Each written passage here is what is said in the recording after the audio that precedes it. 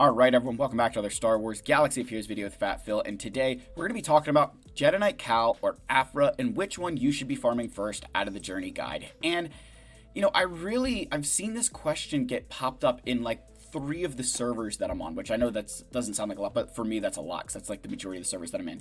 And a lot of players kind of debating, should I farm Cal or should I farm Aphra? And I think it's very interesting that it comes down to those 2 characters that they're asking the question about, because a lot of players, I think we could almost break it into Grand Inquisitor, Star Killer, Aphra, or Cal, and which one to farm first. But I think it oftentimes works itself out where most guilds are pushing for Reva, so you need to go get Grand Inquisitor. Star Killer is the one that I would say is, how do I say this? He's the one everybody loves. He's the one that everybody wants to farm. He's a flashy character, has really good value. So then it kind of comes down to Aphra or Cal. They're both 2 of the newer releases. They have very differing requirements. We're going to talk about which one's better, how to use them, and why. I shouldn't say, how to use the Rex. I don't want to talk about how to use Cal or Aphra because I actually don't have either of these characters. So in a way, you could say, Phil, this is the least accurate take of all time. You let me know if you think that. But you could also say it's the most accurate because I'm not tainted by having used one or the other. I'm just looking at it from the perspective of what do I see these 2 things being able to give you in the game. So with that said, guys, let's get into the video. Of course, we got to thank the channel members so much, and I want to pause here on the Wampa and Jedi Master tiers to give a huge shout out to the Correa family for their massive show of support last night on the stream. Thank you, guys. I have not had a chance to update the title card since last night, so I do apologize it's not updated yet. Thank you guys for the support of this channel and for, everybody else who, not just donated on live streams, but the gifting of channel memberships, guys. I truly do lose the words to show my gratitude. Like, I'm just this dude making Star Wars videos in his basement. Thank you guys for just giving me the, almost validation that what I'm doing, that I'm doing a good job at it. I very much appreciate it. Again, I always accept any kind of criticism.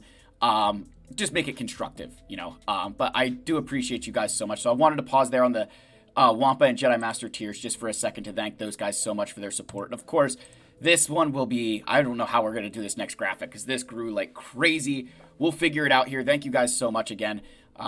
Your support means a lot to me. It really does. Special shout out, I think Imperial Embers was also gifting some memberships last night. So thank you guys again. If I missed you, I apologize, guys. I try to remember as much as I can. So thank you for your show of support. I love every single one of you. You're all amazing. Let's talk about this. Let's get into Cal or Aphra. So which one to farm first is an interesting question because in many ways their Rex are similar and in many ways they're very different. Also, the impact they have on your account is very different, right? Cal I view much more as a lifter kind of character, that he kind of lifts other Jedi. He takes some other Jedi and makes them better. Now, he's a significant lift to those teams. Let's not pretend that he's not a significant lift, but he's still kind of going into Jedi teams. That I've seen players using Jedi Knight Cal to help beat Jedi Master Kenobi, where a lot of us are able to do that consistently without him. Or, so like that's kind of a use where you're like, hey, are we really using Cal to his best? Then at the same time, though, he's also making it very easy to beat, for some leftover Jedi to beat Darth Malgus. And in many ways, that's a testament to how good Jedi Master Luke is, that he can take that away. Dr. Aphra, we know, with her Datacron, is a huge pain to every single Galactic Legend ever. The big thing with Aphra, on defense, she can get exposed, particularly by Commander Luke Skywalker. But even in 3v3, she will get exposed by Hux, Sith Trooper, and First Order TIE Pilot because she can't gain that turn meter and they just mow her down. So, I did just want to say that about those 2 characters here. So, in terms of me looking at them and saying which one I feel is a better character, I'm going to give Aphra the slight edge only because she is a leader of a team all the time. You don't put her in any team to make them, better.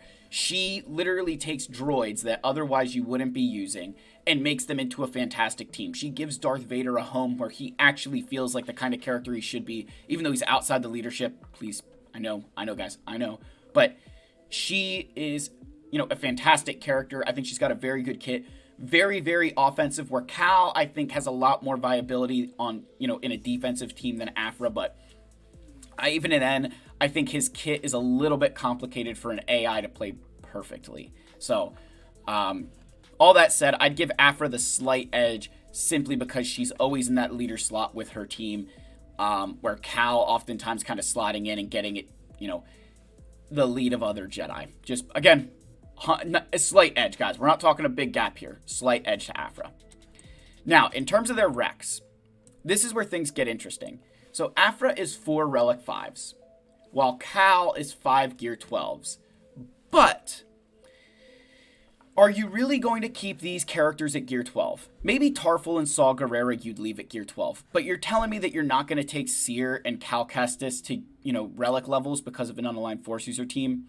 Telling me you're going to keep Marin at Gear 12 when you've got good Night Sisters to try and do that Dathomir special mission? Like, I hate when people say, oh, it's only 5 Gear 12s. Number one, it's still a lot of Chirotech for these guys. But leaving them at Gear 12 to me is a huge waste of resources because they are good characters. These are very good characters. Particularly Seer, Cal, and Marin, I think, are top-notch characters. So I hate when people say it's just Gear 12s because you're going to want to relic those characters because they're good. Yes, to unlock Cal, it's only Gear 12, but you're going to want to do more than that. While Aphra, it's 4 Relic 5s. So right away, off the bat with Aphra, you do have to spend more signal data, but you kind of start getting a little bit more even when you think about having to relic some of these other characters to get the benefit of them that you need. Now, the other thing to consider here while we're staying with the Rex is that with Cal, he's a Jedi. So you can't use any of these characters with Jedi Knight Cal Kestis. It doesn't work. It doesn't fit. It doesn't mesh. Whereas BT1 and Trip 0 both go into Dr. Aphra's team right away. Both of them go right in with Dr. Aphra. So 2 slots on her team are already filled. Now, again, with Cal, you're just going to use Jedi, so there's plenty of Jedi in the game, but that is a question to ask, right? Sana and Hondo, they have teams that they, Sana kind of creates a team with some leftover rebels, and Hondo kind of slots into that Dash team. Whereas Seer and Cal kind of help make that unaligned Force user team with Malicos and Fulcrum and, a Dark Side tank or somebody. Marin lifts the Night Sister faction to something crazy. Saw Gerrera does kind of complete his own rebel team. He, is the leader of some good rebels. Like, makes that team at least, semi-competitive. And then Tarful does create a Wookiee faction that is just kind of annoying on defense. So all of these characters are actually pretty good, which is kind of unique for Journey Guide, is that every single one of these, I'd say even with Starkiller, it's the same way, where all of them are very good characters. I would give the same nod here to Aphra and Cal, that they're all very good characters. In terms of the usefulness for these characters, right? The Cal characters, you've got a special mission for Saw. The Wookiees have a combat mission. You've got, the Zepho question, right, which we'll get into here. So, when analyzing which one of these 2 characters to build first, again, and I'll say this, on a rec perspective, they're about even. They're separate but equal because you might not have to do quite as many relics for Cal Kestis, but then enters the Zepho question. If your guild is going for Zepho, if they're trying to get to Zepho, right, on the Braca special, you're doing the Braca mission to get to Zepho, then you have to build Cal. Right? You want him. Baby Cal, I've yet to be able to do it. I do need to tweak some more mods. I need to find a way to get a little bit better at that. But as a, on the whole, if you're going for Zepho, going for Jedi Knight Cal Kestis is the play. Because unfortunately, while Aphra has combat missions in Rise of the Empire, Zepho should take priority because it's actually very easy to earn an additional star there, because you can leave it open for so many phases that you can get there in phase 2, right? You can unlock Braca in phase 2. So you have 5 phases to try and earn Chirotechs and an additional star on that planet. And that would not be that big of an ask to do for a lot of guilds because the Chirotechs are worth so much and getting an extra star is even better. So just my thought process there that if your guild is going for Zepho, 100% you got to put Jedi Knight Cal Kestis in the leaderboard. Otherwise, or in first place for that. Otherwise, you can kind of go in this, okay, you're still in this even place where your guild's not going for Zepho. So Aphra enters back into that conversation, in my personal opinion. Sorry, my cats are going crazy, of course, because why would they ever give me any kind of relief? So then the next question to ask is, what characters do you have to take advantage of Cal and Aphra once you get her. So think about, I have Terran Malicos here. Because you just built Seer Junda and Cal Kestis for Jedi Knight Cal, do you have the unaligned Force users to take advantage of them? Right? Do you have those characters ready to go?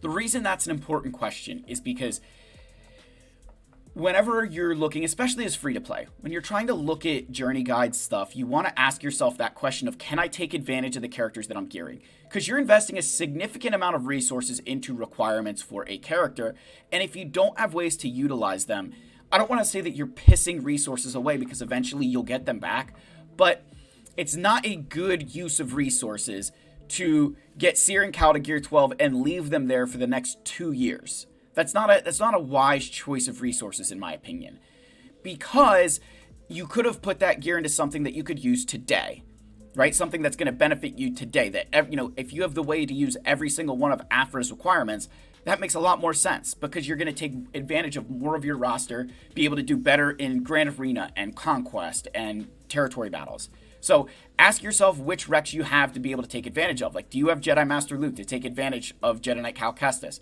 Do you have the dark side droids to be able to use with Dr. Aphra along with Trip Zero and BT1 there, right?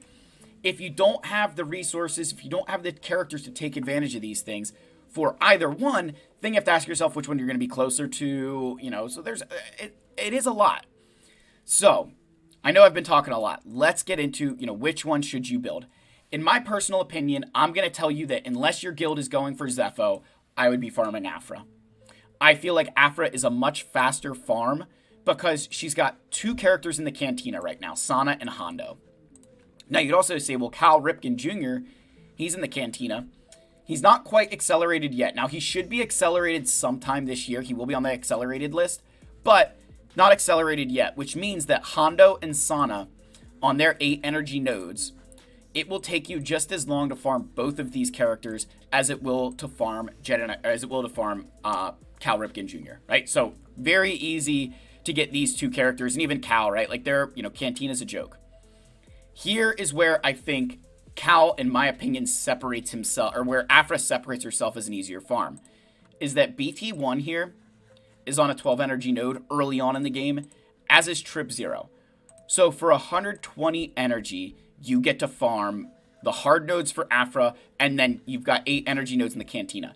Some of the easiest things. Think about the Star Killer requirements just for a second. Darth Talon and Dash Rendar are on 16 energy nodes. So for perspective, you can farm, in the time that it's going to take you to farm Dash Rendar out of the Cantina, you could get both Hondo and Sana. So let that sink in. Now, with Cal, right, Seer Junda, she's on a 12 node, so that's fine, right? She's on a 12er. Tarful this is also a 12 node, I think, so it's not bad there. Saw Gerrera also on a 12 node, again, not bad.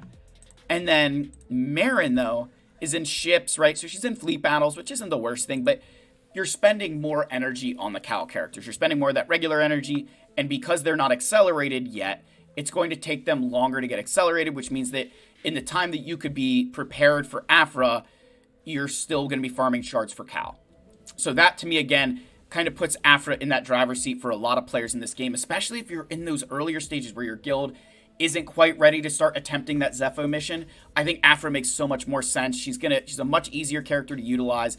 Her requirements fit right into their teams much easier than I would say Cal's, where we kind of need to do some additional investment to get these characters up to snuff.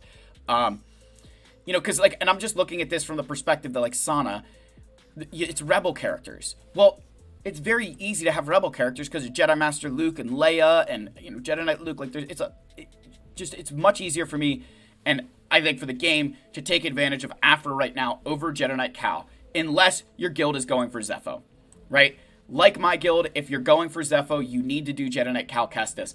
Otherwise, I think Aphra is the play. I know I spoke a lot about that, but I think you guys need to see my process. You need to understand the way that I think about this game. You can't just think about these journey guide characters in terms of, which one's easier or which one, does this or that, right? A lot of times you've got to ask yourself those other questions of, who can I take advantage of? what can I utilize? And for me, it was actually easier to take advantage of the Cal Kestis Rex because I had the unaligned Force users ready to go. So with that said, guys, that's the end of the video. Like, subscribe, comment. I love all you. May the Force be with you, and I will see you guys in the next video. Cheers.